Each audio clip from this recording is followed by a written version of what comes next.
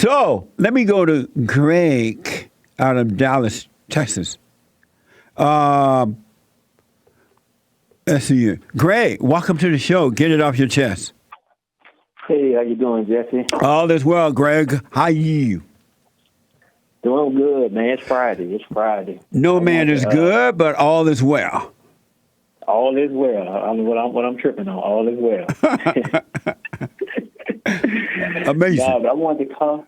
Amazing. I've been listening to you for probably like the last 4 years or so. So probably like the last 2 years, I've been implementing a lot of the stuff in my marriage that you talk about, as far as leading, not being angry, not being moved by different things, and just being a man. Right on. And what I realized is that when I started doing it, now my wife is trying to.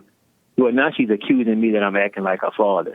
Now she said that I treat her like a child. Well, tell her you are her father. Right, in a sense, yeah. Because the husband become the father to the wife after they make all the babies they want. So she's absolutely right. You are the father. Right, but she's trying to use it like in a demeaning sense, like I'm treating her like less than a person. So I asked, I said, well, what do you mean? Like, give me some examples that I treat you like a child. And she'll say things like, and she's with the kids more than me because, I'm at work and stuff. Right. So she'll say things like, well, when you tell me, what the kids should be doing, or when they say they might be watching some things, and I'll let her know, hey, let's cut out the time limit with that, and let them do this.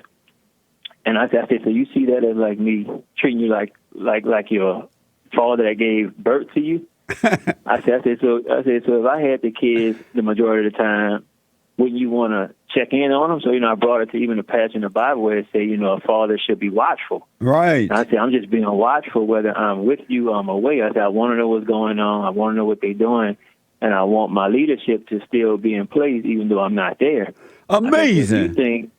I said, if you think that's me being like your dad that gave birth to you, I said, that's how we're going to be until we die. Because that's what I'm going to do. I'm going to still be watchful over my whole family. So then she'll get into this. Now, what you say is so true about if you haven't, overcome anger or overcome the need for a woman, like you can't do this, because she'll get into this thing where it's like she'll try to act like I don't even exist. And what she's trying to get me to do is leave from being the man of God that I'm supposed to be. She wants me to act like she's acting, but I'll still treat her the same way. I'll still ask her what she needs. I still give her a kiss before I leave. I still do everything so she can't have an excuse so she could see herself. Right on. But she still, because I'm doing that, she losing the person to put blame on. Like, she can't blame me anymore. So sometimes I ask her, I see her kind of off, and I'll be like, what's wrong with you, babe? And she'll be like, nothing. So she'll say nothing, but she still resenting me for how I am. So now, instead of her like being my helpmate, like the Bible says she's supposed to be, she don't attempt to help me. So the only thing she do, like if she see me doing something that she want to speak on, she don't want to say it because she resents me so much. So she won't say it to help me. What she'll do is she'll say it to condemn me in another situation. Like example, like I'll leave early for work, and I get the kids up first. I'm always up real early. I get the kids up, but one morning I got them up maybe like 10 minutes right before I left. And instead of her coming, and our youngest daughter, she says that, I know she likes to spend time with me before I leave. So instead of her coming to me saying, it's a good thing, if you get them up a little bit earlier so you and, our youngest daughter could do this or do that together, she didn't say it like that to help. What happened was, before they was going to sleep last night, I told her, come on in, we're about to go ahead and, pray with the kids so they can go to sleep. And she was like, well, you need to think about that when you leave early in the morning and you didn't get them up on time, and she like to spend time with you, so she's trying to use it because she didn't want to come at that time. Instead of trying to help me in another situation, she's trying to make me feel bad about what I did. But instead of me, reacting, I'd be like, oh, all right. I said, you know what? I said, well, I'll make sure I get up earlier to spend time with her next time. I said, so you want to come on in right now? She was like, well, I'm watching this show. I got to wait till they go to commercial. I said, all right. Amazing. I said, okay. I said, well, we'll be waiting for you. So I went in and read a book with her, and then she came in, so she was really upset because now she couldn't control like me getting out of whack. Absolutely. So she really didn't want to come in there, but she didn't have any excuse not to come. So she came, but she came like being this whoever person, or whatever. So I just say, man, you know what? It's so true what you say, and it's so true what the Bible said, in Genesis, what it says that the woman would desire, her desire would be for the husband. Of course, that's not talking about sexually, because that wouldn't be no curse for you to just want your husband. Right. It's just saying that she want to usurp my authority. She want to take my place, and she'll do it. And that's the spiritual attack, because she'll do it in ways that's manipulative, that you don't really see, but it's all ways to make you cave in to her or want her or place her in the place of God, whether it's sexual stuff or whether it's condemning you, making you feel bad about yourself, whatever it's going to be. She'll try to do whatever she got to do to take the role that you're supposed to have. Amazing. You're absolutely right. How long you been married? We're going on 6 years. That's amazing. Well, she is losing control over you, and she's doing everything she can to try to get that control back. That's what this is all about, really. And men don't see it because they have not been born again, and so they're subject to the woman. The woman is their God. And when they do try to stand up, like you said, they'll do everything they can to pull you back in. If it means degrading you, putting you out, whatever it takes, they'll do it. That's an amazing story, Greg. And one more thing, the crazy thing is that she don't like me, but she knows she need me. So it's like this battle going on inside her. It's like she know I'm good for her. Yes. But she don't like it. Yep. And she literally cannot help herself because of that spirit that's in her that came from her mother. And she really cannot help herself. That thing is talking to her, causing her to feel a certain way, and causing her to act out. Isn't that amazing?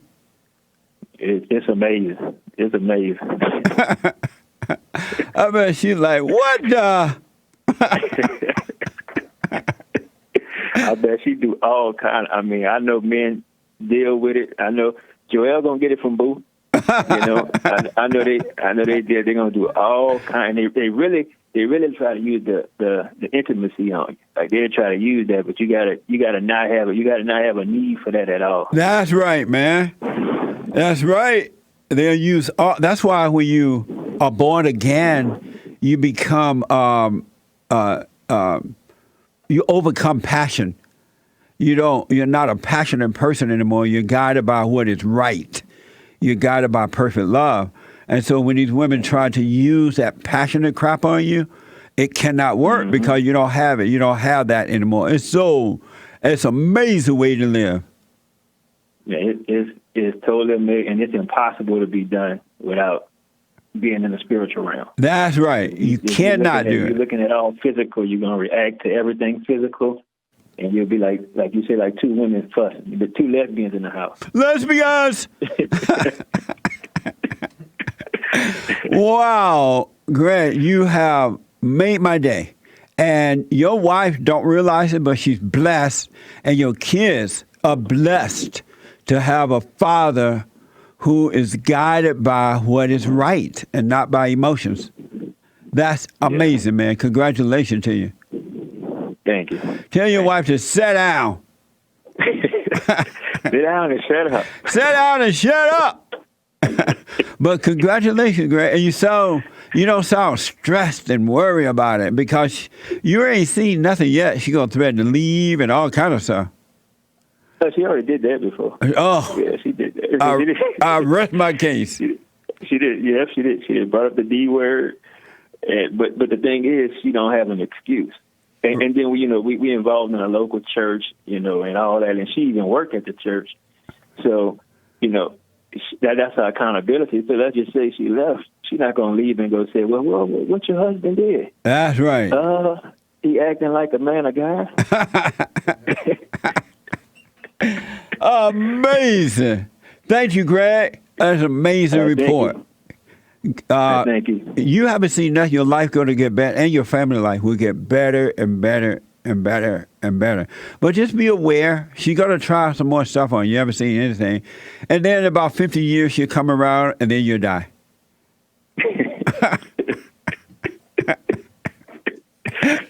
Yeah. Amazing. Thank you, Greg. All right, thank you. All right, buddy. Amazing. Isn't that amazing? Isn't that like amazing?